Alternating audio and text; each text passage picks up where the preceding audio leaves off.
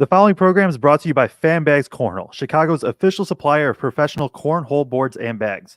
Choose from any of their officially licensed designs or have my boy Brian design a custom set using anything from a selfie to your company's logo. Visit www.fanbagscornhole.com and use the promo code BRAGS to get 10% off your entire order. That's www.fanbagscornhole.com and use promo code BRAGS for 10% off. Step up your game with FanBags Cornhole.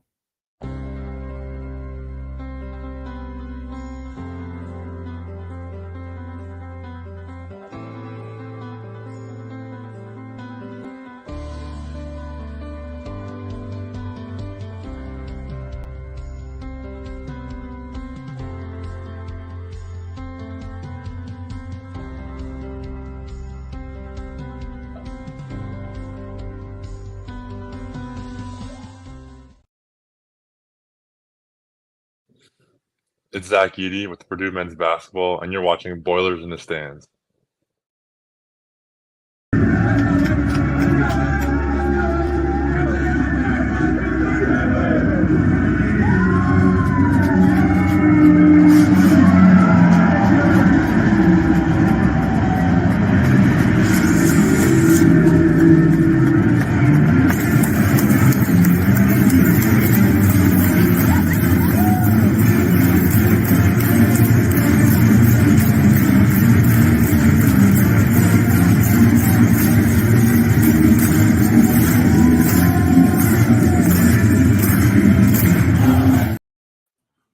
Welcome back to Boilers in the Stands. I am your host, Joe Jackson. Joining me is Craig Bowers. I pointed to the wrong side because my camera is flipped. He's actually over this way. But excited today. We're going to do a little bit of a Purdue Gonzaga preview. We'll talk about that for a little bit. We'll have Tristan Freeman on, who he does just a bunch of college basketball coverage. And then we're also going to be joined by Purdue Volleyball head coach Dave Shondell later to get a little bit of an insight of how do you kind of prep for this type of tournament, and just kind of what goes into all that, plus a little bit of volleyball talk in the end as well. But lots of Purdue Gonzaga. Obviously, that's 2 days away at this point. It's been a long few days. It feels like it's just like got to get through these days, and then the games are going to start back up. I don't know how you feel, Craig, but that's kind of how I'm feeling right now. Yeah, no doubt. Especially just college basketball in general. I mean, it's been 4 or 5 months since we've had to go 3 or 4 days without any college basketball. So just a really odd feeling. Usually if we're not doing a show, if we don't have a game on, I'm watching somebody else.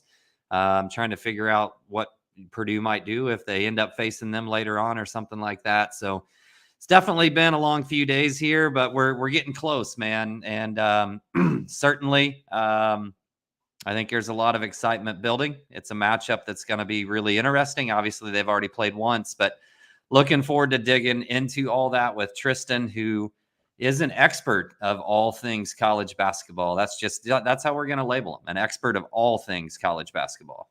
And it is fair, and we'll bring him on now. Tristan, appreciate you coming on. So this is anybody that doesn't know, Tristan Freeman does FanSided work at FanSided of Busting Brackets. Also does some work for Field of 68, does some work for Sleepers Media. Basically, if college basketball is on or being covered, there's a pretty good chance Tristan is going to be involved. So Tristan, appreciate you coming on. How are you doing today? I'm doing great. How are you guys doing tonight? Doing well. We're doing good. Joe's trying to get this all figured out here. Yep. So Tristan, we're, Purdue Gonzaga is kind of what we brought you on here to preview. And we're going to spend hopefully 20, 25 minutes is kind of the plan going through it. I'll throw it to you just right off rip what do you kind of think of these two teams, both, from their kind of their 2 games already, is both kind of have had, it's basically been 4 blowout wins so far. And just maybe like a brief overview of kind of what you think it can go on in this matchup. Yeah, I think both teams played somewhat up to expectations in the first weekend of the tournament. I think Purdue, everyone's wondering how would they feel coming off of last year's disastrous loss, but they've handled business. And the fact that you beat a good Utah State team, probably the best in Mountain West, and drop 100 on them, like that was a national statement that they made, that they're legitimately going to be contenders. And then Gonzaga, this is what Mark Few does in March. I mean, there was a time where we thought, okay, they might not make the tournament. very thin depth without Steel Venters, but they still have arguably 4 of the top 80 players in the country. Like Graham Ike is one of the best bigs. Ryan Nemhart had a slow start. He was shooting around 18% from deep entering league play, now over 30, and is one of the best passers in the country. So just seeing Gonzaga play at its highest level, it makes me very interested in this game. And they make their own statement against Kansas. Like, I think these two teams are playing as well as they possibly can. And considering that we had a preview already of what these two look like against each other, it's going to be very fascinating to see the adjustments that these two makes on this week. Yeah, and Tristan, I guess one of the things I'm kind of interested in, obviously, these teams have changed since then, right? And it wasn't all that long ago. There was a conversation of, will Gonzaga make it into the NCAA tournament if they don't win their conference tournament? Like, that wasn't that far removed ago. And then they went on a pretty large winning stretch through February and through March with just a couple of losses kind of scattered in there throughout that time. What do you see is the biggest change from November till now in terms of how Gonzaga operates and what they do? Yeah, the one big change they made was in the lineup because Dusty Stromer, who was a top 60 freshman, really good player, but he was someone who just wasn't ready to contribute. And he has some really poor outings in the losses to San Diego State and Santa Clara, where few basically benched him and played the 3 big lineup with Ben Gregg and Anton Watson basically as the quasi 3-4s. It took a minute for that lineup to work offensively, but Ben Gregg is a near 40% three-point shooter, and he's a mismatch at 6'10". And then Anton Watson, one of the most versatile players in the country, he can guard pretty much 1 through 5 if he needed to. And you just saw that group excel offensively. And then once Hickman and Nemhart were able to shoot the ball because those two had a poor start, then all of a sudden Gonzaga's offense just got back to being elite. And for the last, 6 years, they're one of the top 5 teams in the country shooting inside the arc. All they just had to do was just get back to being average from 3-point range, and they're basically unguardable. And that's what you saw. And only St. Mary's, and obviously considering Randy Bennett's had 20 years to deal with Mark Few, only he knows how to stop them every once in a while, but no one else, including Calipari, was able to do so. And I think, if you want to compare them to the first time against Purdue, they basically were just taking a whole bunch of jump shots, worked in the first half, did not in the second half, which is some of their problems. Now they're just able to score inside and out. And again, very curious on what Painter's going to do, because Lance Jones is going to have to guard Ben Gregg. And obviously that's a big mismatch on that end. And then, Gonzaga can shoot. And I think the pick and roll that Nemhart has with Ike, which is just, doing so well, are they going to do that in this second matchup? Because they didn't do it at all in the first game, because it was basically just Nemhart and Ike shooting a whole bunch of times. Neither one of them are shooting much there. They're just getting inside as much as possible. Are they going to try that again on Edey and actually make them play defense? And if they do, then all of a sudden maybe Edey's the one that could be in danger of foul trouble. That's because right, Ben Gregg starting at the 3-4, whatever you want to call it, with Watson. That's the big change between the Maui game and now. Gonzaga's also shooting the ball better, kind of like you said. That was what Purdue. I think that was Purdue's worst 3-point shooting night and Ben Gregg's 4th worst. I'm curious. You said, in case he's bringing it up here, he said no chance Jones guard Gregg. You think Lance Jones guards Gregg? I think Lawyer is going to be the guy, personally. And it's just basically going to hope that he just turns purely into a 3-point shooter. I know he shoots well from the interior, but it's not like a huge focal point. But that's no matter what, that's going to be the big thing, right? Is what do they do there, kind of matching up size.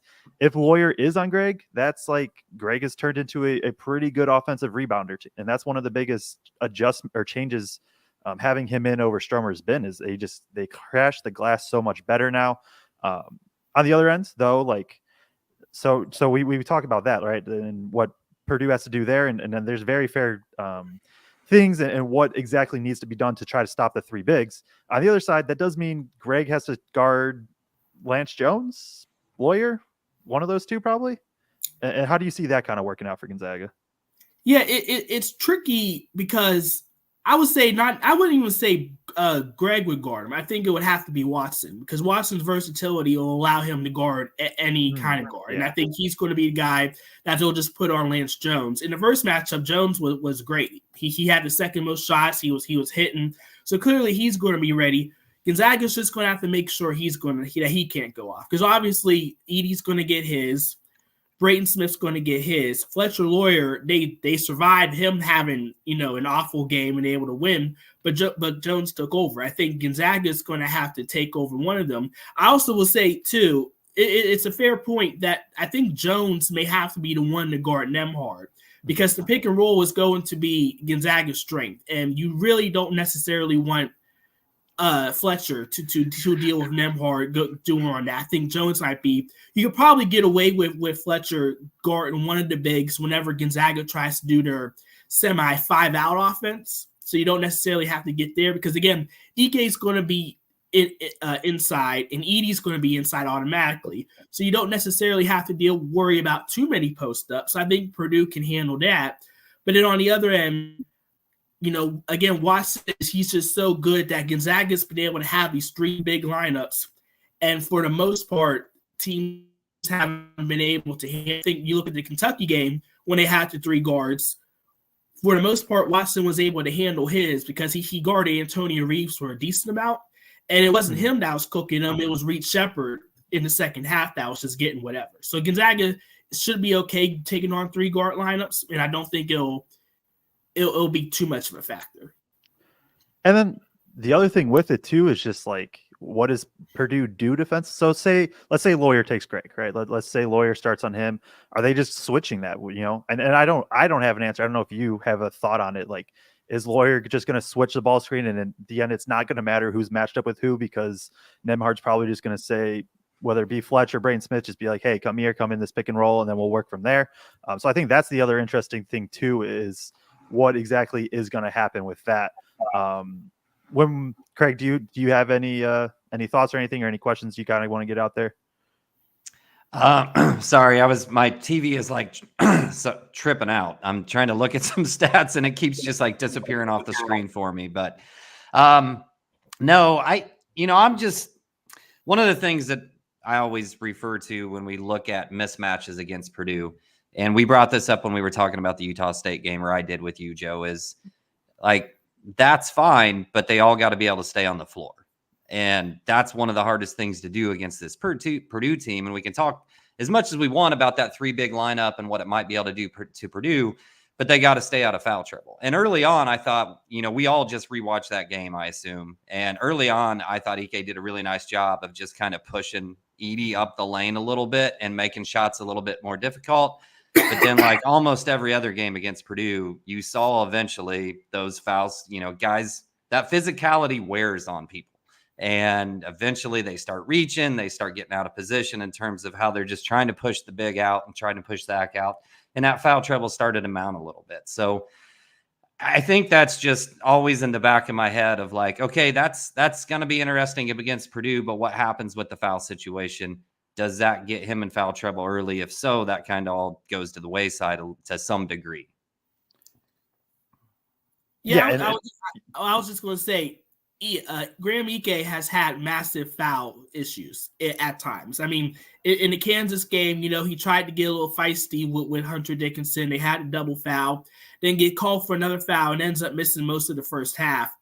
Brayton Huff, the freshman, he is a gifted offensive player. He had like 11 against him. He also gave up 11, and his defense, it leaves a lot to be desired.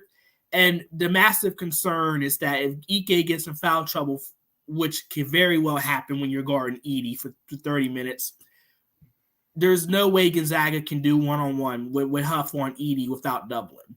And the biggest fear, especially with those guards, is you really don't want to see them get shots down, because once Smith sees some shots going down, once Lawyer sees shots, then it can get ugly. Like, you want to go one-on-one as much as possible. And look, ultimately, if Edie has by his standards, an inefficient 25-12 game, but the rest of the guards aren't making shots, that's how you beat them. And Gonzaga has the bodies to do that, because they can put Watson on him if needed, because Watson's is a good enough defender where he can at least front him and make him really work and get some, touches where he has to pass it out. But you really have to be scared if you're Gonzaga that Ike is going to get too physical. And again, it's always going to be a storyline with Purdue games, but how do the refs call this one? Will it get touchy early on? Will they let them play? If Gonzaga can get through the first 15 minutes of this game with limited foul trouble with their bigs, then they're going to be in a good spot. If they don't and they have to change things and they have to necessarily have their own 3-guard lineup and put Dusty Stromer in there, then the potential advantages that they'd have will go away. This is just because I rewatched the Purdue Gonzaga game, and it's just such a weird game. Like, I don't think there's a couple key concepts to take away, but in general, it's just like it was an ugly game. Neither team shot the ball well at all. Both teams, two of their worst offensive nights of the season, honestly. It's funny because Ike did a good job on Edey. He really did. Edey had 25 points and 14 rebounds, 3 blocks on 50% shooting. But that's also just what Zach Edey does at this point. I agree. Gonzaga is going to stay one-on-one with Edey, and maybe for sure because the film I've watched, they stayed one-on-one pretty much no matter what in the post. 100% when it was Ike with Huff, did they double it all? I don't know. That's the one thing I haven't really been able to pick up in watching film and stuff is when Ike's out and teams go in the post, if it is single coverage still, or when it's Huff/Greg, if they'll be more willing to double. Yeah, they're always single coverage, even with Huff. And that's been sort of the frustrating part from Gonzaga fans' perspective is when they know Huff's in there alone, he can get killed. And in the first loss to St. Mary's, there was a 2-minute stretch where Mitchell Saxton just scored 8 points in 2 minutes because it was one-on-one. And Mark Few doesn't like to leave shooters open. So he doesn't want to double. He wants their 2-point defense, which is typically very good because they don't force turnovers. They just 30 seconds will try to force you to the bat shot. And they'll do that regardless of personnel out there. So if it is Huff against Edey, I wouldn't be surprised if they then possibly try zone, depending on who the 4 is out there for Purdue, or if they could try to get away with it. I think, and it's tricky because, again, and Jay talked about the first matchup, Gonzaga offensively did not even try to go after Edey. I'm not even sure how many attempts he had. Nembhard, again, we mentioned, shot 9 threes in that game. Ever since then, he had 2 games of where he only shot more than 5. And then Ike went 2 of 4. The rest of the season against the Division I opponents went 1 of 11 from deep. Yep. But and you saw this with Ike against the Kentucky bigs, against Hunter Dickinson. He has fantastic post moves, and he has a hook shot that's borderline unguardable, even against a 7'4" big. You have to at least make them work for it. I think Gonzaga was so worried about not playing to Purdue's strength that they didn't play to their own strength, and that they tried to just simply shoot them out the game. It worked for a half. It worked partially because Purdue couldn't make a shot. But then once Gonzaga went cold and Purdue started making theirs, it was over. So even in a game where you could argue both teams didn't play super well, Purdue still handily won that game. But I think Gonzaga, with how they look now, feel comfortable that they can do this. And again, the pressure is still on Purdue. Gonzaga went from possibly not making the tournament to, okay, another Sweet 16 appearance, no pressure. Purdue, you have to make the Final Four with Zach Edey. And I think if this game is remotely close in the second half, then we'll see how those sophomore guards look, because I think some people would argue that Nembhard and Nick Hickman have been playing better than Smith and Lawyer. So I'm really curious. I think Purdue should win this because, again, I don't know how Ike can stay on the floor long, and I don't think Huff can guard Edey whatsoever.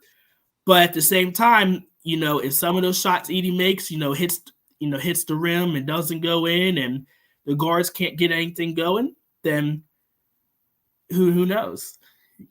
Yeah, for sure. And I think the question about, Gonzaga shot a bunch of 3s versus a bunch of 2s in that game, and they haven't played that way since then, really, and whatnot. Just in rewatching the game, there was a lot of times where Nembhard got into the lane and just stopped and dribbled back out.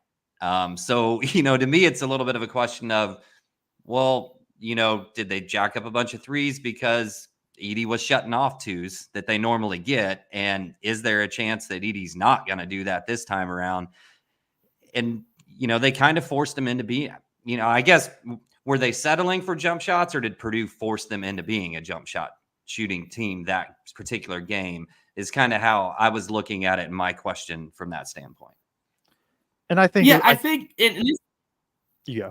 I was just going to say, I think in the non-conference, Gonzaga's guard, especially Nembhard was so focused on being a scorer, because even the game against UConn, he took the most shots. In the game against San Diego State, he was taking all the shots. He was so focused on mid-range scoring that once that went cold, they had nothing. Once play started, he just went to being a pure facilitator, because he's averaging, I believe, over 8 assists a game in the last 2 months of the season, to where he'll take a shot if he's open, but he's really focused on getting the ball inside and having Watson and Ike really be the focal points. And for the most part, they haven't left that path. And if they continue on that path, it'll be a different game. But Gonzaga absolutely was so guard-oriented in the first couple months, and that's probably why they lost games that we normally don't see them lose. Yeah, and that's fair. And yeah, with the 3-point shooting in that game, I mean, Ike, I think it was legitimately the first play. He just pick and pops. Like, he did that. He took 6 threes. I know it's been said, but that's like an insane amount for him. We'll see what happens there. But flipping it on the other side, right? We know Gonzaga is going to stay one-on-one with Edey.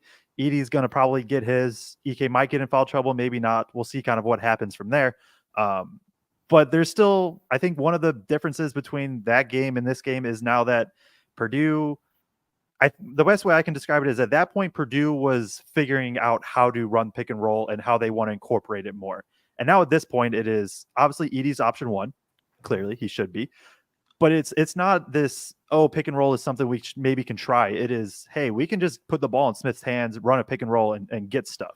So how do you see Gonzaga kind of trying to defend that? How are they, especially, I guess, Nembhard and Hickman especially, kind of as these on-ball defenders? Do you see either of them giving, Braden, like, kind of fits on the perimeter, I guess, as he's coming off the screens, looking for facilitation, things like that? What just kind of stands out in that aspect of the game as we kind of flip it around? Yeah, I think if you're Gonzaga, you just want to prevent Brayton Smith from filling up the stat sheet.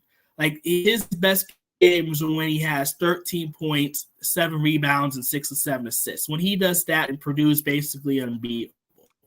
If he has games where he goes for 22 points but only 3 or 4 assists, and that means that the ball mainly stopped with just him and Edey, and they're vulnerable. So Gonzaga's defense, again, they're not going to force turnovers. They're not going to pressure too much. I think Hickman and Nembhard are both solid defenders. There are times where they can be above average defenders, but they're not going to be anything that, to the degree of sort of what Wisconsin can be at times, or Rutgers can be at times.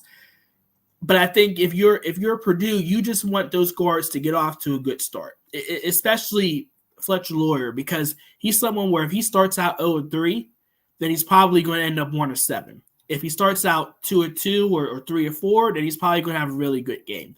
You just don't want it to get in a situation where one of them is doing well, so the Gonzaga focuses on one.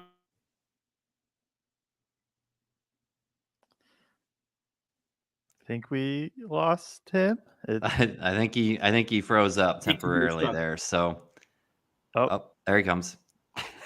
We lost you for the last little bit right there. Yeah, we got you now, but we lost you for that last little bit. Yeah. Okay. Just mainly you just if you're Gonzaga, Mark Few specializes in taking out one perimeter player, but when you have multiple guys that can beat you, it can be a struggle for them. So you're going to want both Lawyer and Smith to have good games and to see what you can get from Lance Jones, because he's going to be once again the X factor at the 3 spot. Well, and I think too, I guess, Joe, just real quick, I think too, over the last 4 or 5 games, and not just wasted time, right? Talking first half when the games are still close, last 2 games in the Big Ten tournament, first 2 games in the NCAA tournament. We've seen more time for Miles. We've seen Cam's minutes have been there already. But it appears that Painter's kind of made that transition from Morton to Colvin fully in terms of early on in those rotations. So I think that's interesting too, just at the level that he's shooting, because one of the things that jumped out to me in that first game, even though they didn't double Zach, the guards would kind of dig down real quick and then try to hop back out.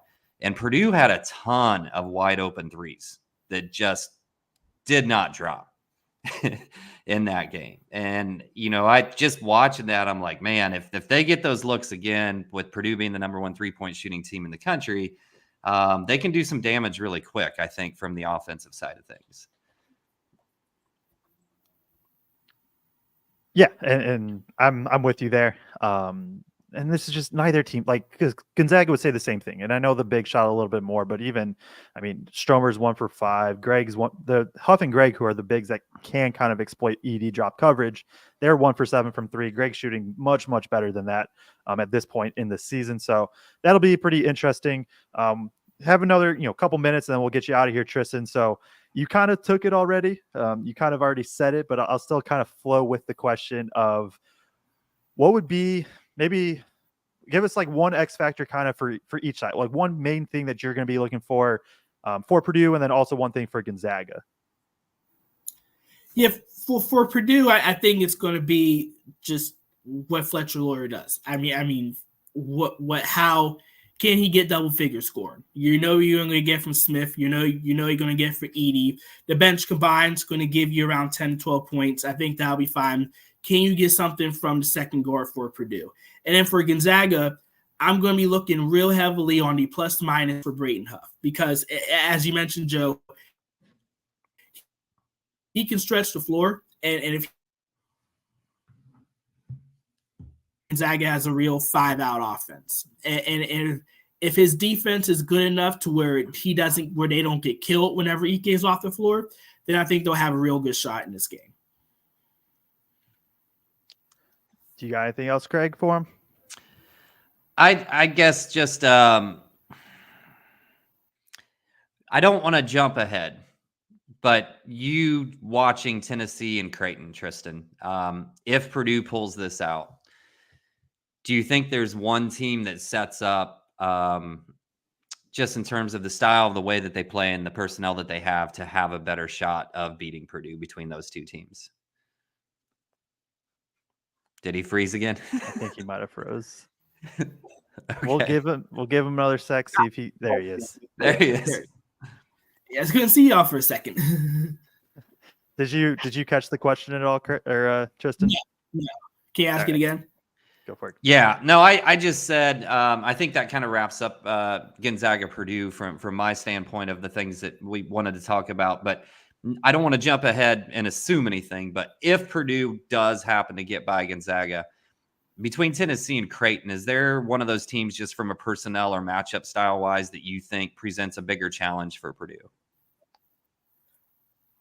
I feel like when you have a guy like Dalton Connect that can go for 30, like that alone in March is so scary to do. And then plus Tennessee is so good defensively. But Creighton may have the highest ceiling of any non-1 seed because they got 3 guys that can go for 20. Ryan Kalkbrenner is the closest thing you can ask for an interior defender that can at least bother Zach Edey, and that alone should help. And then Baylor Shireman and Trey Alexander are guys that can go off. I think if you're Purdue, you'd rather deal with Tennessee because you can just focus solely on slowing down Connect. And if Connect has a bad game, they're done. But even if Trey Alexander or Baylor Shireman has a bad game, then Creighton can still find a way to win. And plus, look, they're all going to be desperate. Both of those teams have never made a Final Four, and this is probably the best shot both of those coaches are going to have with their current rosters. So it's going to be a very hard fight in the Elite Eight either way. Yep, no doubt. So, all right, well, that I think kind of wraps up for the Purdue Gonzaga part. We're about to bring on another guest, but Tristan, before we do let you go, want to give you a chance to shout out everything you do. So yeah, just let the people know kind of where they can find you and your work. Yeah, absolutely. You can find me at Hoopsnut351 on Twitter/X. You can also follow at Bustin' Brackets for my main site for everything college basketball. You also can check me out each Friday morning doing the Field of 68 daily. Yep. So definitely recommend go checking him out if you like college basketball. He covers legitimately everything.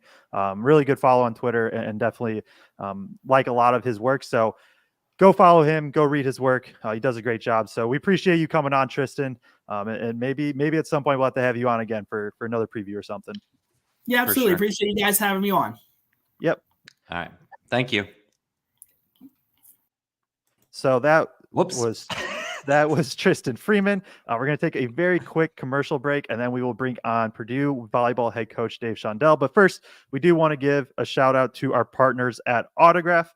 And so for anybody that doesn't know, Autograph is this cool app that we've been partnered with for a little bit now, where it is an app that you can get all your Purdue sports coverage in one specific spot. So all of our podcasts and articles, I saw a couple of my tweets got put up there, Boiler Ball, all of your just kind of local beat writer type outlets, they're going to be put in one specific spot. So now you're going to be able to just go there, use one app, get all your stuff. And then the cool thing is that you do get rewarded. So there are rewards just for purely interacting and just reading articles, interacting with tweets, listening to podcasts, all of that.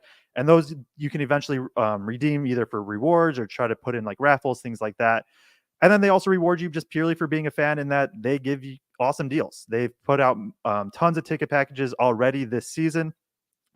And that is for, they've done multiple Purdue games, whether it be I remember Purdue, Michigan State was one, Purdue, Wisconsin. They've done it for the Big Ten tourney. They've already done it for March. They have one that was just put out today. And it is for Elite Eight tickets. And so it is you can just enter completely free. If you win, tickets are $16 a piece. And for anybody that has looked at ticket prices, $16 a ticket is an absolute steal. So that is what Autograph does. It's what they've been doing, and they've been partnered with us for a little bit. You can scan this QR code right here. Going to put it up on screen for a second. Leave it there so you guys can just scan this. They are on Apple and Android now. Sign up totally free and use code BITS. So you're going to scan the code, sign up, and then if it does prompt you to put in a code, use code BITS, BITS. Sign up completely free. We do appreciate them for working with us and helping sponsor the show. So now we're going to kind of transition to part 2 of this show, and we are going to bring on Purdue women's best volleyball coach, Dave Shondell. Dave, appreciate you coming on. How are you doing? Hey, I'm doing great, Joe. I appreciate the opportunity to get on and talk a little bit about our basketball team and our volleyball team if we get a chance. Yeah, we definitely will. So, and Dave, obviously just interacting and following you on Twitter, you pay close attention to the Purdue basketball team, and you seem to be a fan and cheer them on and all that they do. And the fans of the show were really excited you were coming on. As soon as we put the YouTube link up there, people were very quickly in the comments saying, "Oh yes, Dave's coming on" and whatnot. So I know fans are excited to have you on here tonight as well. Joe, I'll kick it to you for the first question. Yeah, and so we definitely will talk about a little bit of volleyball later in the show. But with Purdue being on their tourney run right now, I did a little bit of I know that you've had a lot of success in postseason play with the volleyball team, and I wanted to kind of see how that was. I look back, and out of your time at Purdue, you've not lost in the first round, which is impressive in itself. And you've only missed the tourney 3 times out of the 21 years. What I want to ask, though, is as Painter and Purdue, basketball is in this right now, how does this kind of tournament format, how does that change stylistically for coaching and just you're on these short preps, you get teams, whether it be 3 days prep, and then if you do win, you're turning around, you're on a 1-day prep for the following team. How does that just kind of change? And what is kind of the way you go about practicing and kind of informing the players for the quick turnarounds? Yeah, I think first of all, you have to have a great coaching staff, working with you. And fortunately, obviously Matt has one of the best you can find. But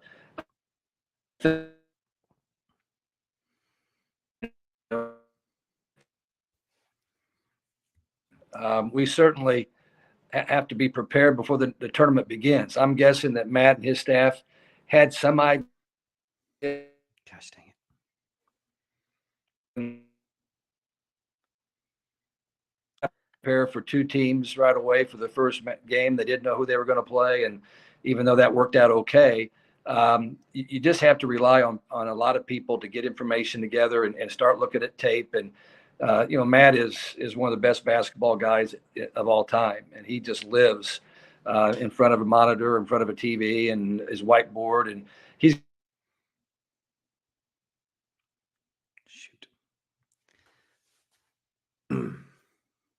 board because it's very, very interesting. But I think that the key to success in a tournament like this is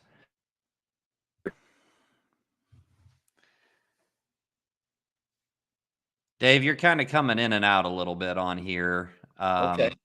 I don't know if you've got a hard wire. Sometimes if you plug into an actual Ethernet cable, sometimes it'll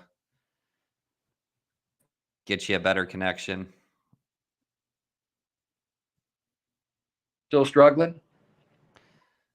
A little bit, yeah. Well, that's terrible. We got you now, though. Well, it's in and out. We did. Yeah. It's important that you have a tremendous amount of people helping you along the way to get it done. And you rely on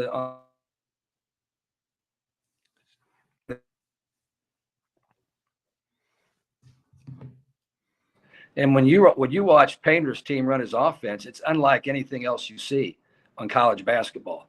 And I talked to my volleyball team about that. I said, there's a big difference between our basketball team and everybody else. These are guys that have been there, that are training, they're working hard, they understand the system, and that's where we need to be. We need to be the same kind of team. We need to use the experience and the training.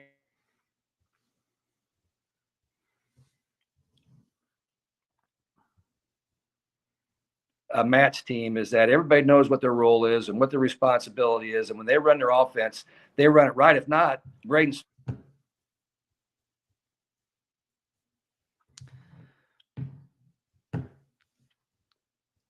But no, I think every game is different, and we were fortunate those first two games that the post players, the big guys, got in foul trouble on the other teams right away, and that made things, I thought, considerably easy for us, comparatively speaking. And I think your guest had it right that how this game is called will have a lot to do with it. I'm not saying who gets the breaks. It's just, are they going to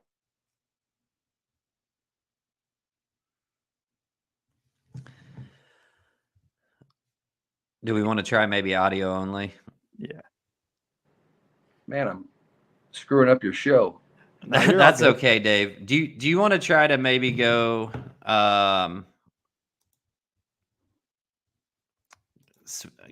can we switch it to audio only, Joe? There we go. They don't need do to you see hear me. us? They need to see the good-looking guys. Is that any better?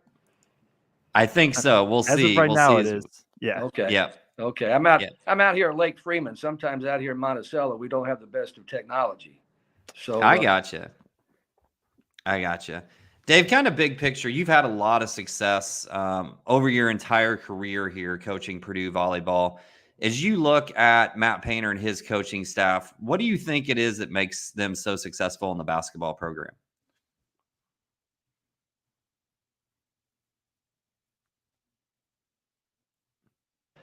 he's a funny guy. He's a brilliant guy. He's very humble.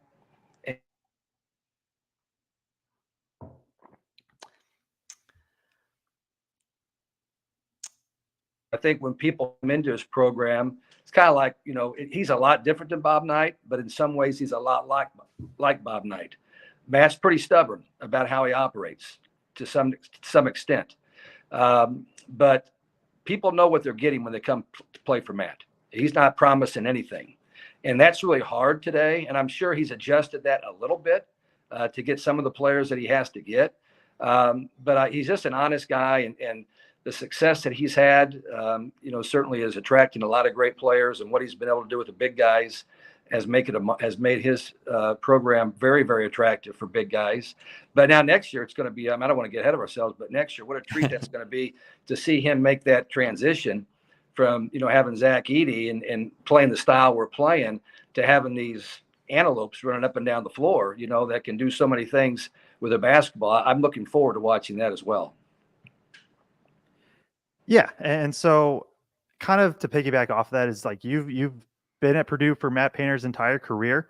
Obviously, you guys you both coached different sports, but is there any kind of like obviously you have some sort of relationship with him, but like is there any sort of back and forth of just like little things that you guys can pick up from each other that you have picked up in terms of coaching style, recruiting, really just anything that kind of goes into being a college coach at a high major level?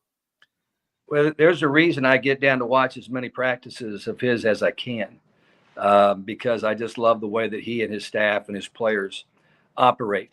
And very, very often I'll bring something from their practice to our practice to share with our players, because I think it's that valuable. Matt and I both grew up in Muncie, Indiana, and I was coaching JV basketball, was the assistant head coach at Daleville in basketball, and Matt was on the JV team. They were undefeated. We played him the last game of the season when I was JV coach. He was a freshman averaging about 20 points a game on the JV team, and we held the ball. We had no chance of beating Delta. They were Delta, we were Daleville. They were really, really good. We were a pretty good little small school team, but we held the ball. They eventually won the game 12-5, but he didn't get his average. Matt didn't get his average that night. So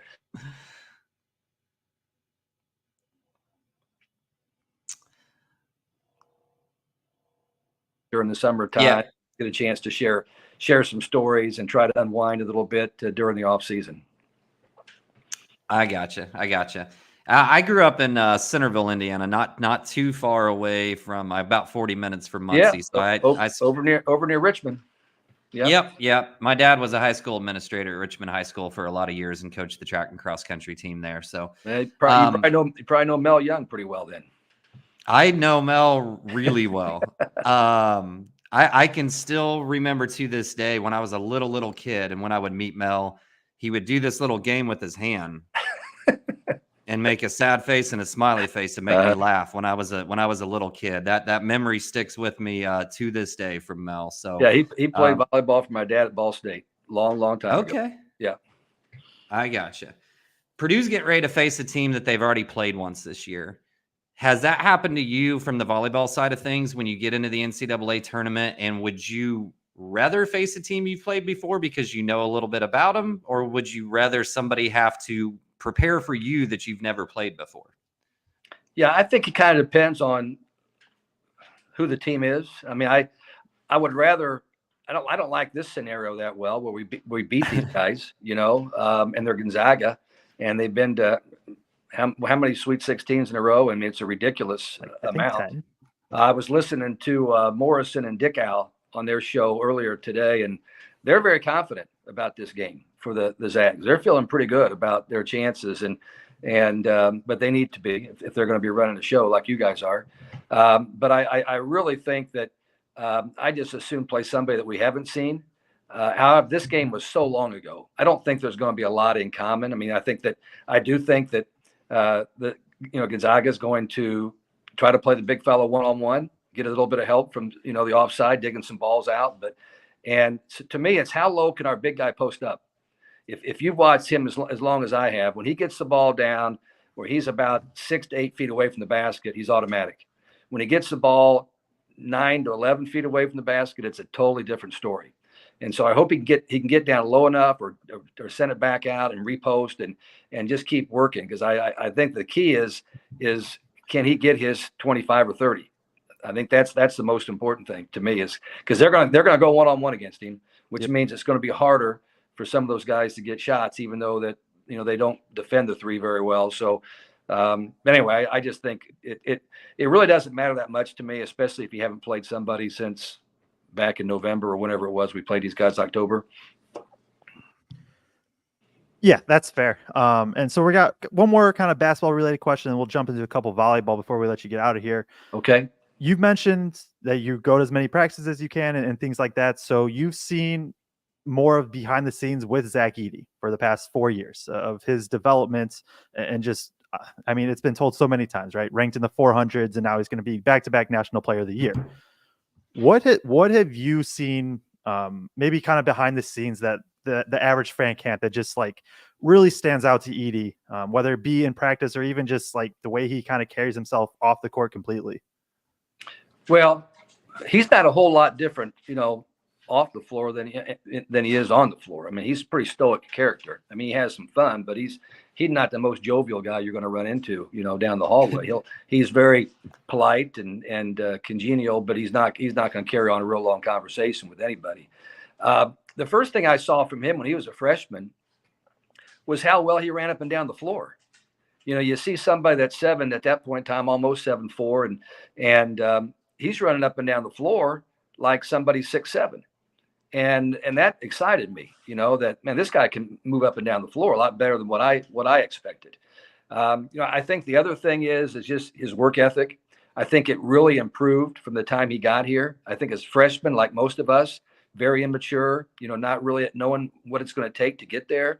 And then to see what his work ethic has turned into over the course of time. And just to see how Brantley beats up on those guys the best he can. That's a treat. If you've never seen that in practice, you're running out of time, by the way. But if you've never seen it especially against Zach, but I remember when there was about 2 or 3 big guys down there, and Brantley's got all these pads on his hands and everywhere else. And of course, Brantley's a big dude. I mean, he's about, probably 6'7.5" nowadays, but he looks like a very small person out there when Zach's, working on his post moves. And Brantley's just beating the heck out of him, and it's not doing any good whatsoever. But that kind of gets, Zach ready for what he's going to see every game, just that kind of abuse he takes from the physicality that he has to have. Yeah. Yep. So I'll transition to a little bit of volleyball talk as we both are big volleyball fans, and obviously we have a lot of people in here that we know are as well. And so last year, you guys lose in the Sweet 16 to Oregon. You're competing near the top of the Big Ten for a lot of the season. I guess where I want to start is you're bringing back a lot of the rotation, and obviously Maddie Skimmerhorn is the big piece that isn't returning. How big is that you're going to kind of transition from maybe being a little bit of a younger team last year to similar, I mean, even kind of similar to the Purdue men's basketball from last year to this year, but you guys going to go from being this a little bit of younger team with some younger rotation players to everybody has a lot more experience now. How kind of important do you think that'll be for this upcoming season? I think it will be very significant. I was just thrilled that we accomplished what our team accomplishes this year, starting 3 freshmen and a sophomore and a couple juniors, playing the league that we played. The team that beat us, Oregon, as you mentioned, started 5th or 6th year players. Yep. So it's the same thing you're seeing in basketball. These teams that load up on the portal and they get these kids to come in, or they just held on to some kids for a long time.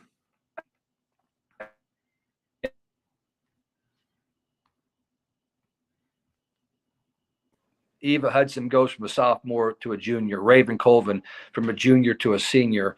Chloe Chacoin from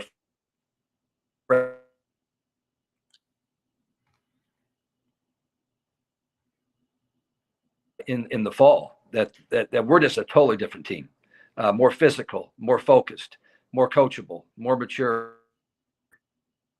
Gosh dang it.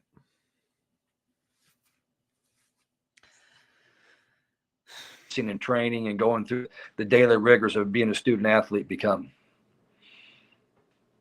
Yeah, and we were losing you a little bit in there. The few questions before that were good, but I think we got the gist of the majority of that from that particular line of thought. And obviously super exciting to be bringing back so many young pieces that are going to be a year older. And we always hear, obviously Joe and I cover basketball the most, but we always hear about that freshman to sophomore jump. And I can just assume that that's pretty similar across all sports. And some of those freshmen that you do bring back that are coming into their sophomore year in terms of Chloe Chacoin, but also Taylor Anderson. And when I went to one of the first matches this year, she just jumped off the page to me as a 6'1" setter.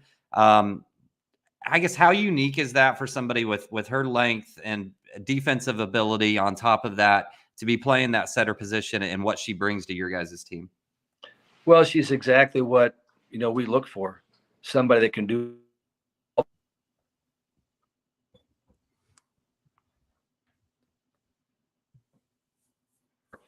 offensively, with the setter dump and things like that at the net.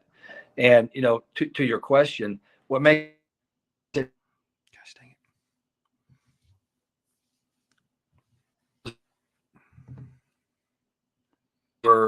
we're playing matches, at least in basketball and baseball and some other sports, they've had practice.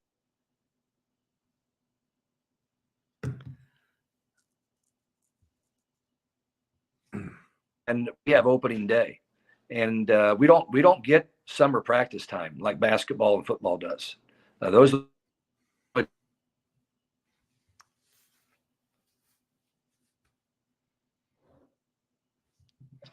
this team to be much more on the same page, play much better together, be stronger.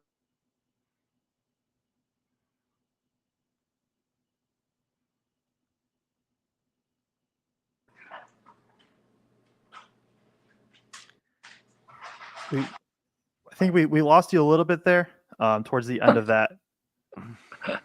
Well, my point is that we're going to be really good next year. If that helps you. I mean, that's my thought. I just really enjoy watching this group practice. They play so hard. We have. Yeah. David, it keeps fading out. Maybe, okay.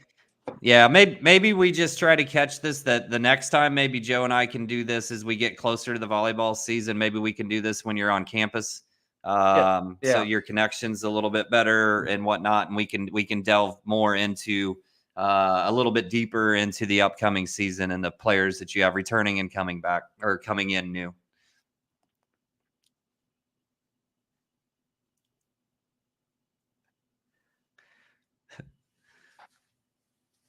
Okay. Well, that was Purdue women's volleyball coach Dave Shondell. We will definitely have to get him back on sometime closer to volleyball season, and then really be able to dive in. It's just, I don't know, it's something that during my time at Purdue really enjoyed going to the games. And Craig, I know you're a big fan too. So anybody that I don't know that we have too many Purdue students actually listen to our show, but if you are a Purdue student and you're listening to the show, join Block Party for volleyball. Like yes, Paint Crew is obviously like the elite student section, but like Block Party is some of my best memories at Purdue were from the Block Party, the student section for volleyball. So go join that because it is well worth your time. So we're gonna talk a few minutes here. I want to say something about that too, Joe, real quick, because I love going and watching Purdue volleyball and just the environment of Holloway in general. Like you talked about Block Party, but then also just everything about that environment. To me, it's a mini Mackey. That's the way I describe it to people. The action is fast paced. The athleticism is real. That'll make you raise your eyebrows with some of the athletic plays that you see being made in those matches. And just David does such an awesome job in terms of building the culture around that team and being ultra competitive. And you look at the pieces coming back on this particular team, and I think it's going to be an unbelievable and exciting year for Purdue volleyball. So would definitely recommend to you guys that are basketball fans and football fans primarily to take some time out of one of your weekends or weekdays and come watch a match. Yeah, 100%. And I mean, I'll be at as many as I can, preferably all of them, but I don't think that's that realistic. But yeah, they are so much fun. They really are. Student, regular fan, they're so much fun to watch. Yeah, and we'll definitely have to do a show before the season starts. Did you have anything volleyball? Did you want to touch a little bit? Oh, we can. All right. So we previewed obviously with Tristan, kind of some of the key things for Purdue Gonzaga. I guess, what do you want to do here? Like, do you want to give a kind of your brief overview of the game? Do you want to talk more big picture? What's kind of your thoughts right now with Purdue Gonzaga looking 2 days away? For me, there's a few things. Like, yes, I think so much has been made about the improvements and changes that Gonzaga's made that there's been very little talk about all the improvements on the Purdue side of things. There are players who are contributing at a much higher level than they were then. Maybe not if you just look at the box score from a point standpoint. But if you watch off ball and you understand how much Miles Colvin has improved defensively from that point in time, if you watch, TKR was rough defensively in the first half of that game. And he is, and we've talked about it. We've heard Casey talk about it at different times. Some of the other Purdue people that follow the program closely, TKR has made leaps and bounds defensively as this season has progressed. In that game, I think First has 12 minutes, right? First plays 12 minutes in that game. Morton plays 12 minutes. Morton was a big piece defensively in terms of slowing Nembhard down. It'd be interesting to see if, because he had so much success defensively against Gonzaga's guards in the second half of that game, whether Morton gets a little bit more run in this game again, or just kind of how that all plays out. I just feel like people have glossed over, like, oh yeah, Purdue's had a lot of dudes get better too, and some of the things that Purdue's doing is completely different. Obviously, it still feeds through Edey, but there are changes on the Purdue side from that game to now too. And even Edey himself, like, I think in that game, especially with the one-on-one, Purdue resorted to just putting him more on the block. They flash Edey in the middle a ton now. And they did it a little bit against Gonzaga, but they will do it so much more now. So even his one-on-one looks are going to look different. I agree. Like, I think Purdue has probably changed more than people realize. And I get that's because of Edey and just how dominant he is, and how much of the offense he does take up. But this is just like Gonzaga is much different. Purdue is also much different at this point. Rotations, even just how they play. Braden Smith is, I mean, at that point, Braden Smith was like, what we say, probably a top 25 point guard in the country or something like that. Like, nobody would say he's top 5, top 10. And now he is. And so there's that thing too. It should be a fun matchup. I'm curious to see just what Gonzaga does. And we talked about this with Tristan, but like, do they just try to drag Edey out again and not even go at him? If that happens, you just kind of live with the results and you see what happens there. Do we bring him on? I don't know. I mean, he can add himself. He knows how to do it. He produces the show. So when he wants to jump on, he can. That's true. He might just be doing something behind the scenes, but we'll keep talking Purdue Gonzaga. I don't know. I don't know exactly where I want to go with this. I guess, do you want to just do some major keys, like things you'll be looking for in this game? Yeah, in a second, but I do want to say one more thing in general here. The teams that worry me the most that play Purdue are teams that I think have an athleticism advantage against us. And like I said, going into Maui, the team that scared me the most was Tennessee, because I think Tennessee does have that just athleticism advantage at most spots. Live and rewatching the game, like, I don't feel that way about Gonzaga. Quite frankly, especially in that second half, Lance Jones looked like the most athletic guard on the floor. Just in terms of his body, in terms of his speed and his athleticism. Nembhard is really good, mid-range shooter. Hickman to some degree as well. Shifty, but I wouldn't call them overly athletic guards or just an overly athletic team in general. So I don't know. I still feel good going into this game, I guess. Gregory, what are your thoughts? That's our third guest of the show. Yeah, and luckily you saved the last for the least long-winded, right? Not, obviously I'm on pins and needles. I can't wait for Friday. You know, I saw Gabby, Game Day Gabby, who we're friendly with. She said, you know, I don't ever wish my life away, but I've never tried harder to get through 3 days of my life. And that's exactly how it's been for me. Like, I told Jenny on Monday, I was like, I don't think I've ever given a shit less about 4 days in my entire life. Just get me to Friday. I cannot wait to get on the road and head to Detroit. Just it's excitement. You know, I want to feel confident about it. So it's kind of just the same way going into the Utah game. You know, there's like a nervous excitement. I do think Purdue is the better team, just like I did against Utah, but you know, there's no guarantees. So I don't think any of us were predicting a, you know, shellacking like we saw against Utah. So I don't think anybody's going to be predicting that. And, you know, like Painter said before the Utah State game, it's going to be a dogfight. And that's how I feel about this game as well. Joe, you did a great job with the breakdown again. I watched that this morning at the gym. Nice work as always. Thanks. Really kind of highlighting kind of the different things they're doing now than when we saw them in Detroit. But overall, I do just think they're they have the better roster. And if they just do their job, as Matt Painter has said so many times, they should be able to win this game. But, should be the operative word. We all know how this works. So I didn't really come down on here to do the breakdown. I just got home here a minute ago. What I did come here for was to tell everybody, I just put it on Twitter and Facebook, the official announcement here for the Detroit Sweet 16 meetup here. It's going to be a lot of fun on Friday. If you're coming out to Detroit for the game, starting at 3 p.m. Eastern, so you'll have plenty of time to come on through. I'll be there early. I'll get on the road and make sure I'm there. We thought Harry's would be the perfect spot to hang out and, get ready for some pregame action. So 3 p.m. Eastern, Harry's in Detroit. I got some of the information here. I put it on our Facebook page as well, but it's at 2482 Clifford Street, Detroit, Michigan. Again, I'll be there at 3 p.m. Eastern. The game's at 7:30, so that gives us a nice window. Obviously, I think a lot of people will probably head in to the stadium, early, not obviously right at tip at 7:30. So wanted to give everybody a nice window to be able to come out. And then the cool part about this announcement too, and you see it here on the bottom of our graphic, is Sleepers Media. They're real friendly with what we do here on the show, and Craig and Joe have been on their show several times, and we've had them here on our platform before.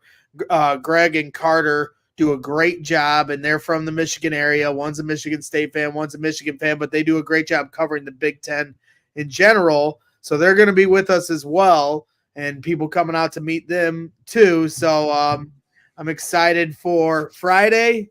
Harry's in Detroit, right down the street from the stadium. Make sure you're there. 3 p.m. Eastern. We'll be there, as close to tip as we can. But at some point when the gates open up, I'm sure we'll start to head in and get acclimated here for this big Sweet 16 game. So there's the announcement. That's why I stopped in. Yeah, and I need to reach back out to the Sleepers guy. They said they were Sleepers guys. They said they were down for doing like a joint thing when we talked earlier, but I haven't run the time by him or anything yet, Greg. So they don't have to show up whenever they want, but I'm gonna be there at 3 p.m. I'm just letting you know. Joe and Craig have a longer drive than me. I'm gonna be there at like noon. Right. So I'm gonna be there early. Craig's gonna be there early. We'll get our lay of the land figured out, and so we're all excited to see you guys there. Walter Evans here in the chat saying looking forward to going to Harry's. Look forward to seeing you there, Walter. So yeah, it's gonna be a lot of fun, guys. So that's where we're gonna be. So just let me know if you guys need anything. Message me on Facebook or Instagram or Twitter, and if you have any other information you know, I'll be there for you. Sounds good. All right. That was pretty long-winded. I mean, when are like even? I mean, on the Greg scale, that was not long-winded. That's like we need like a Greg scale, like the Fran scale, Fran scale.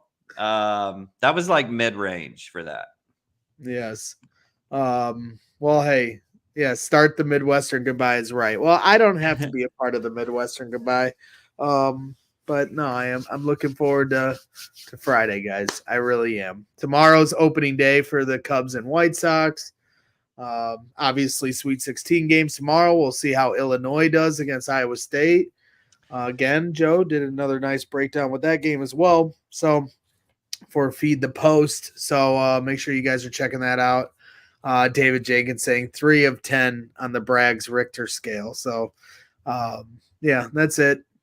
But I'm going to let you guys go. I just thought I'd announce it here on the show because I did put it on Facebook and Twitter, just letting some of these guys, just wanted to let the live audience know as well. So once again, 3 p.m. Eastern, Harry's in Detroit. Sleepers Media will be hanging out at some point. 2482 Clifford Street, Detroit, Michigan for a Sweet 16 pregame. And if they are to win that game on Friday night, maybe Saturday we'll find a spot to watch the games on Saturday, enjoy some basketball, and then maybe do a pregame session on Sunday. But let's get Friday done first, ladies and gentlemen. Yeah, that's all that matters. Gotta get through Friday. Cannot overlook that game whatsoever. I don't know if you have anything else, Braggs. If you want to use this time to stay. No, I don't have anything. I can't think straight. I've never been more excited / nervous. I do have a little bit of confidence after the way they played against Utah State. Yes, that'd be Chad P nice. in the chat saying be loud in Detroit, make it feel like a home game for the Boilers. I think that, like, I do anticipate a heavy Purdue crowd. We all know how excited Purdue fans are for this. And then the way they played against Utah State, I think is only going to amplify people, because I know the ticket prices are expensive to go to this game, but I know Purdue fans are going to show up. And then the fact that they're the first game. So like last Sunday with Utah State, I liked that they were the second game in Indy, because we all saw the debacle that happened on Friday. But you know, that gave them the ability, like the stadium, to kind of get the juices going and get a little bit of energy in there. We all knew it was going to be a Purdue home crowd in a lot of ways, and it was, and they did a great job.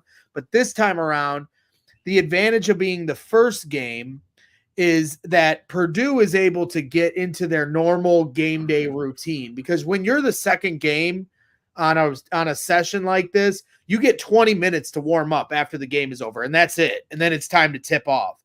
But when you're the first game, you're able to go through what your normal routine would always be at Mackey, where it's an hour and a half, 2 hours before the game. You do early warm-ups, then you come out at the 30 or 40-minute mark for the second warm-ups, and then you come out one more time right before the game starts for third warm-ups. So they'll be able to get into what their normal routine is. And then the other aspect from it, because I'm always looking at the fan implications of this, because you have, you know, obviously everybody's going to be rooting against Purdue. You got Tennessee, you got Creighton, and you got Gonzaga fans. All of them will be rooting against Purdue. But what I like about this time around is, because we're not in Indy, we're the first game. So how quickly Tennessee and Creighton fans get in there, obviously they'll start to trickle in as the second half is unfolding, but not everybody's going to be in there in the first half. So it's going to be Purdue heavy to start. And how many fans from Gonzaga? I know Gonzaga's got a big fan base because they've been a, you know, basketball institution for quite some time now, but it's a long travel for them, you know, from Spokane all the way to here. So, you know, I feel like Purdue's fan is going to have the advantage. The crowd's going to be the advantage, Purdue. And maybe the Tennessee and Creighton fans won't trickle in time to make that big of an impact. But, you know, unless it comes down to the end, and then you are going to have 3-on-1 in terms of fan base. So let's hope Purdue fans are making their presence felt. That's essentially my breakdown of the game. There it is. Nobody does that better than him. 3-on-1 from the teams. There should be a distinct advantage just in terms of the total amount of Purdue fans, just because of the proximity and buy-in from third-party sites for sure. But Joe, I don't know, like for you in terms of keys to the game, I'll let you start. What's one of your keys for this particular matchup? I mean, it's a simple one, right? But Edie has to, like, if Gonzaga's going to play him one-on-one, which all signs show that they will, he has to take advantage. He has to be able to get his against EK, whether it be, you know, from flashing in the middle, or if he is working on the block, like he can't get pushed out like he did in that first game. And like I said, he ended up with 25 points and 13 rebounds or 14 rebounds because he's Zach Edey. But if he can start, you know, instead of I think he started like 2 for 7 that game or something like that. If he can start more 4 of 7, 5 of 7, really get going, get EK in foul trouble. Like I know it's kind of like an obvious one, like duh, Edey has to be good, but I think it really matters that much. Like he has to get going if they're going to play one-on-one against him, and almost try to force him to be like, at least have to consider doubling. If Edey does so well that he can forces Gonzaga to be like, should we double? Like, do we need a double? That's a win already for Purdue, at least in that aspect. So that's the first key for me, is what I would say. Yeah, and I guess one for me, if they're going to play the 3 big lineup against Purdue, that whoever is their big guarding, so Watson, guarding our 3-guard lineup, that they make Watson pay for that. I want to see them, not to the tune of 25 points necessarily for Fletcher or Lance or wherever they go with that, but I want to see him run around the court. I want to see some sets where that guy is dragging Watson all over the court, trying to put him in some action to get some open looks. And I think another big thing for me, and then I'll kick it back to you for another one, is just to hit open threes, right?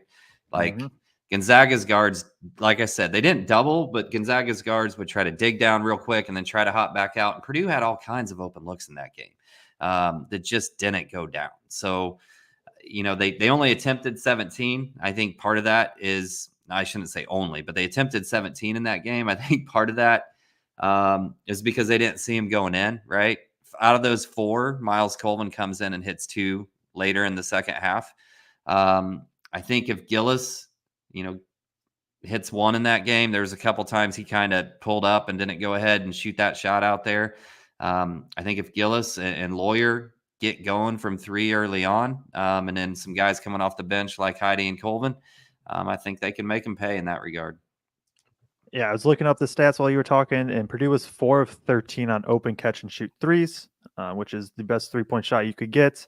And on the season, so 4 of 13 is like 31% or something like that.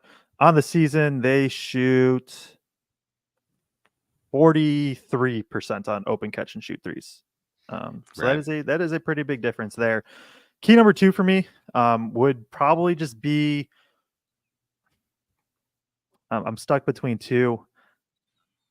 Say them both. Well, I guess yeah. It's. I guess I'm going to stick with this, and it sort of combines the 2. It's when EK gets the ball in the post. Now, this is if Gonzaga does decide to go at Edey, Purdue is probably going to do that Buffalo defense that they've been doing, or just like forcing baseline is. So for anybody that watched the video, you kind of know the big will step out, force baseline, and then the help will be there on the defense. We've kind of been seeing that for a while from Purdue. If that happens, that'll be probably a good thing. But then Purdue does have to rotate out to shooters. And so this is Gonzaga is a much better shooting team than what they were then. Even with Ben Greggs out there, he's 6'10", he can knock them down. Watson is he'll make them. He doesn't attempt a lot. He attempts barely just over 1 a game. But then, both their guards, Nembhard and Hickman, can absolutely knock down the threes. And so it's a combination of being able to just you do what they do defensively, especially in the interior, but also be able to adjust and get outs, because that's where sometimes Purdue isn't great of kind of recovering and getting back out to defend the 3-point line. So I'm kind of mashing 2 into 1 there, and it's kind of an easy way out for me, but I'll take it and just control the interior, but rotate outs. All right. And then the last thing for me is don't turn the ball over, because Gonzaga doesn't force turnovers at a really high clip. And Purdue had 13 in that game. And if you go back and watch that game, 5 or 6 of them is just the ball squirting out of people's hands. That was the lawyer slipped the ball, had the ball slip out of his hands while he was getting it for an inbounds. He was getting it from the left and it just slipped. Yeah. And then a little bit later, he went to shoot a 3 and the ball slipped on the way up also. So yeah, it was odd. I mean, 13 isn't a ton, but Gonzaga is the type of team that Purdue could have 7-6 turnovers against if they take care of the ball and play the game right, from that standpoint. So I would say that, obviously defensively, or I guess just win the foul battle, right? To me, Edey's got to put pressure on Ike to get him out of the game, and then you change things. I will say in that they did go to the 3 big lineup against us in the second half for a little bit. Mm-hmm. And obviously they've done it a lot more since then, so I'm sure they do it much more effectively now. But that was in the stretch where Purdue blew things open. So really, really small sample size and really early in the season in terms of them trying it out. But at least in that small sample size, it didn't necessarily affect Purdue adversely. And that's go ahead. I'm sorry. Oh, no, I was just going to say that's the thing that probably I haven't talked about enough and isn't going to be talked about enough is that, yes, Purdue has to figure out how they want to guard, but Ben Gregg has to guard or Watson probably. He has to guard some perimeter player. And then when Gillis is in, both of them have to guard perimeter players. It does go both ways. I would guess he's on Jones, I guess, would be my guess, because I don't think they'd want to stick him on Lawyer flying off screens and stuff. But isn't that the chess match, right? Whoever's having the advantage early is going to have to the other team is going to have to adjust to that. So if Fletcher is winning on Gregg and they can't keep up, Gregg's not hitting his shots.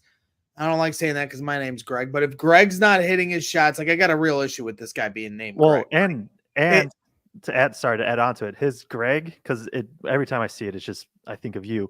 His Gregg is spelled with 3 G's, I guess. 3 G's, yeah. And because you have Braggs, which is the 2 G's exactly, also, which is ridiculous. Yep. So if he's not hitting his shots and Fletcher is, then they have to go with a perimeter guy. But conversely, if Greg is outplaying Fletch, you almost think that then Purdue has to put somebody that more matches up with him, like Mason Gillis, right?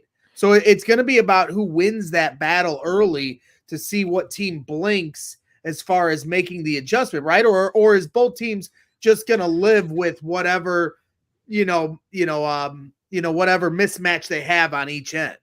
No, these are two of the best coaches in the country. They'll adjust. They'll make what they need to do. And that kind of Walter Evans says Heidi may be a big player in this game. And that was going to kind of be the next key point for me is Heidi and Colvin to a degree too. Like they have to continue building on what they've done for Heidi the past, I don't know, month, for Colvin more the past couple, 2 weeks or whatever that he's been getting these more minutes. Heidi's that guy that we've talked about for a while. He has size. He can move well. If Greg is kind of having the advantage, Heidi could easily be a guy that comes in at the 3 spot and kind of tries to cover him more. He's got the length and athleticism. Yep. And then still on the other end though, like Greg's going to have to guard Heidi. And I know Heidi isn't on ball like Lawyer, but Heidi can cut, Heidi can attack the rim. So I think how many minutes did Heidi have in the first matchup? 10 or something. He had 12, 11. And then how many minutes did Greg have in the first matchup? 18. Okay, so that right there. So they saw a little more of Greg or we saw a little more of Greg than they did of Heidi. Yes. And at that point, I mean, Morton played 12 minutes that game. Caleb first played 13 minutes that game. And that's just where like those are 25 minutes that are kind of up for grabs now compared to what Purdue is doing now and then. So 100% agree with you there. Yeah. Interesting. That's pretty much all I got, Joe. Yeah, I think the Heidi Colvin thing was kind of my last point, especially if they can knock down some threes. Or if maybe it's just Fletcher Lawyer goes for like 32. Like maybe we're overthinking this and it's just, Fletcher Lawyer is going to have one of those games and then it all doesn't matter. Yeah, maybe Purdue wouldn't it be nice if Purdue just comes out like, the last 30 minutes of Utah State, like they just pick it up and it's like, it's 22-6 or something with 12 minutes left in the first half. And we're like, keep it up. Like this game isn't done, but also I'm not too as nervous right now. That'd be nice. Right. Yeah. When Carson Edwards went on his tear, him and Ryan Klein, they were hot against Villanova and then that carried over, when they played Tennessee and Virginia. No doubt. So I guess the other aspect too, when you talk about Gonzaga being a good rebounding team, when Fletcher normally starts to go off, it's not always when they're drawing up plays for him to knock down a three. It's him getting a three off of a rebound. So winning the offensive board battle over Gonzaga might be one of the biggest keys in unlocking and unleashing maybe Lance Jones or Fletcher Lawyer specifically, because those guys just seem to always hit the dagger three off of some kind of offensive board. Yeah, for sure. No, that is totally fair. That is, it's just, and it really, and to summarize it all, like Purdue just has to be Purdue. You come out, you play your game, you beat Purdue, you knock down threes, you get Edie going, you rebound the ball well, like all things Purdue does great. You just continue to do that, and that's going to flip it and put all the pressure on Gonzaga to have to try to keep up. And if they can't, then that's when Purdue can extend it to 10, 15 points, walk out of there with a W, and then we'll be celebrating the next day, Saturday, also prepping for the Elite Eight matchup, hopefully, and then Sunday you do it all again. No doubt. No doubt. I do want to show one starred comment because Walter Evans, when we were talking about Centerville and we were talking about Muncie and Mel Young getting a shout out tonight. So my family watching will get a kick out of that. But Walter Evans said, I used to run the 7K turkey chase race in Centerville on a regular basis. Well, Walter, you can thank my mother because my mother started that race many, many, many years ago. She was the one who got that thing going. They actually just honored her this year for all her contributions to the turkey chase. And then Ulamog also asked about the meetup again, says, hold up. I hear there's a meetup in Detroit happening. So there is the graphic again. Once again, we are going to be there at 3 p.m. We had conversations with Sleepers Media, and I've seen they have retweeted your graphic, Greg. So Yes. I'm guessing they're good with it. Don't know exactly what time necessarily they'll be in town. But at some point in time, the Sleepers guys will be rolling out. And I wanted to say earlier, I was like, do I say noon? But I was like, all right, relax, Greg. Let's do something reasonable. John Purdue Club is doing theirs at 2. So I may be over there, but depending on what time I can check in I probably can't check in the hotel till 2. So whenever that's done, I'll probably roll over. It's probably an off screen talk, but like that's what I was going to ask you guys is like, what are you doing? No, we just do business on screen, Joe. You know this. This is how we do stuff. I looked it up. You can't check into the hotel till 3. If Purdue wins, yes, whoever's watching this show, they can stay in my room. Let's party. Yeah, we'll figure it out. A lot of times they say that, but you can usually, if they got rooms ready, they usually you can sweet talk them into it. So we'll have to see as far as that goes. But that's all I got for tonight, guys. Yep. Unless anybody has any major pressing thing they want to say, let's wrap this puppy up and put a bow on it. Bragg's specialty. Oh, no, this is all you. I'm going to take off. Jenny and I are going to eat dinner. I'll let you guys close her down. Nice work tonight. Sorry I couldn't make it for the top half, but I'm glad I was able to pop in to end. Thank you to everybody that tuned in. Hope to see you at the meetup.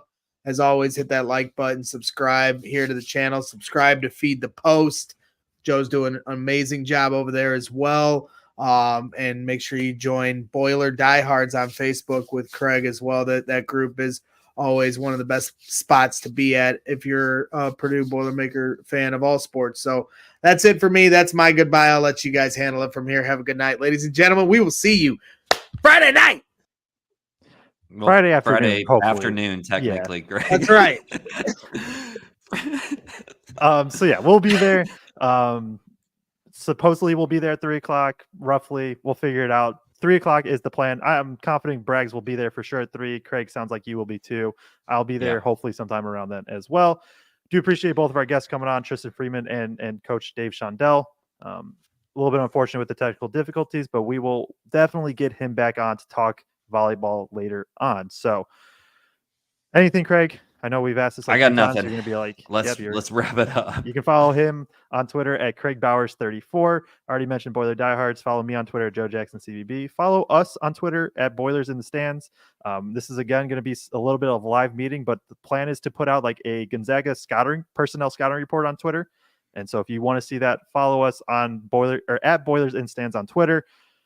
Give a quick shout out to our sponsors, Autograph. Use this QR code BITS. Completely free. Get all your Purdue content in one app. And then, of course, as always, Fan Bags Cornhole. So, yeah, be there Friday. Be loud. Excited to be there. Hope to see all of you there, as many as you can. Should be a good time. And hopefully we're heading back Sunday with a smile on our face. Appreciate everybody tuning in. And we will see you all Friday. Post-game show at the absolute latest.